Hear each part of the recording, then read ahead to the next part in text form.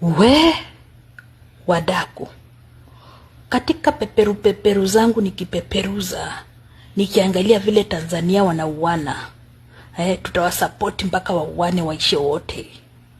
Sasa susikia aje, Rita Nziola alionwa wo na mbaba wake. Mnakumbuka nikiwaambianga Rita Nziola ni kidosho, na kuambia Rita Nziola alionwa wo. Ule mtu wake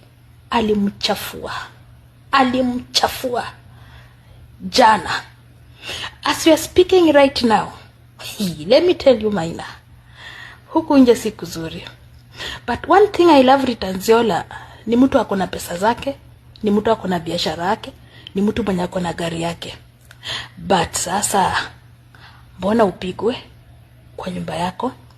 Sasa siamsikia aje ile nyumba yenye alikuwa amenunuliwa na huyo mubaba, si anataka nyumba yake? As we speaking right now, sina lawyer who does that haram. Pole.